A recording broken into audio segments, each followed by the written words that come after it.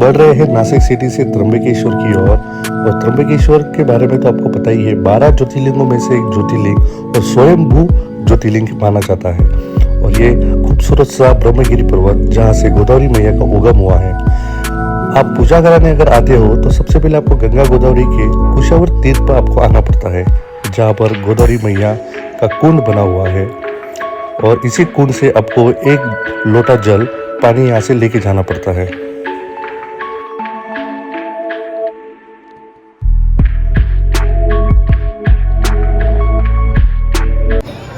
और इस कुंड के ऊपर की भाग में आप देख सकते हो ये वाली जगह, यहाँ पर देखिए ये है ब्रह्मगिरी पर्वत, जहाँ पर ही गोदावरी मैया का उगम हुआ है।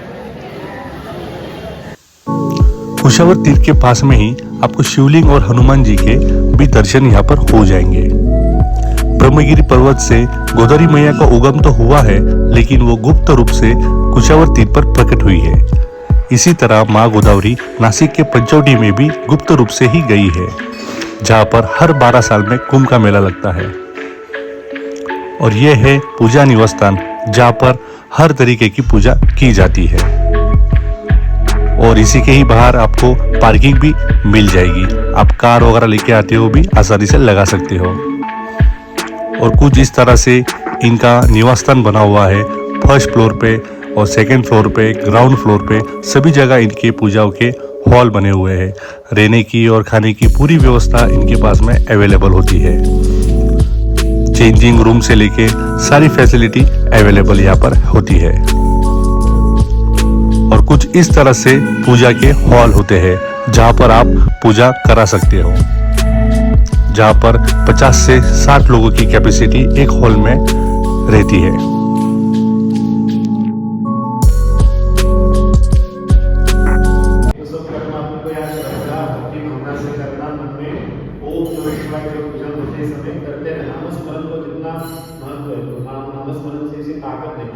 कितना भी मंत्र बोलो, आप कितना पूछो, उसको कोई महत्व नहीं है।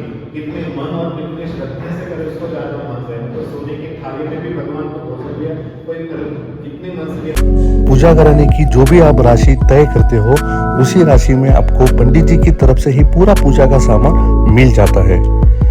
आपको पूजा का वस्त्र सिर्फ खरीदना पड़ता है।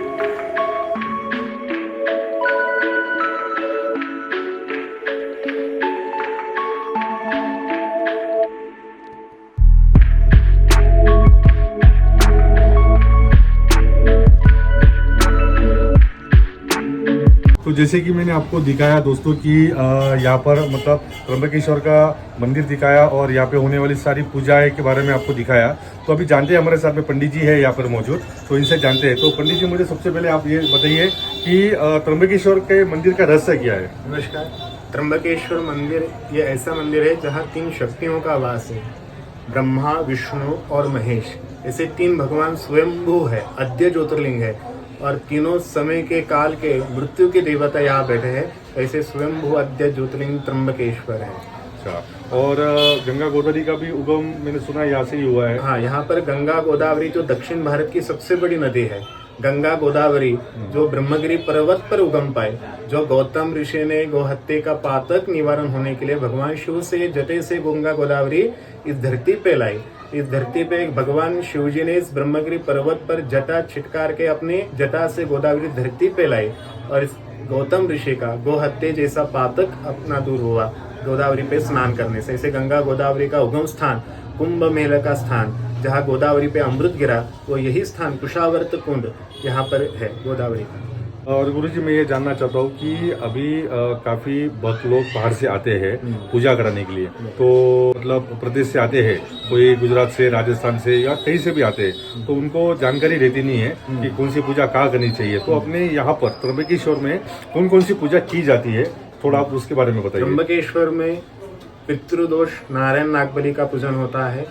यहाँ पर त्रिपिंडी श्राद्ध का पूजन होता है, काल सर्प पूजन होता है, नवग्रहों की पूजन होता है, रुद्र पूजन, भगवान शिव का, त्र्यंबकेश्वर का लघु रुद्र का पूजन, मृत्युंजय जाप भी यहाँ होते हैं, जो मृत्युंजय स्वयं बैठे यहाँ, जो मंत्र यहाँ से चालू हुआ, भगवान रुद्र का अभिषेक, शिव जी का अभिषेक होते हैं।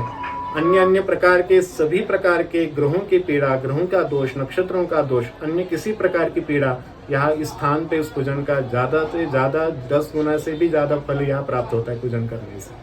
धन्यवाद गुरुजी। बस वही ये सारी चीज़ें की डिटेल में आपको इस डिस्क्रिप्शन में डाल दूंगा। आपको अगर पूजा करानी है, काल सर्प है या पितृ दोष है या नारायण नाग बलि है, तो सारी पूजाओं की डिटेल आपको डिस्क्रिप्शन में मिल जाएगी और यही गुरुजी आपको पूजा कराएंगे। तो इनकी सारी डिटेल, इनका ऑफिस का कॉन्टैक्ट नंबर, सारी चीज़ें मैं त्र्यंबकेश्वर में कहाँ पे इनका है तो सारी डिटेल डाल दूंगा।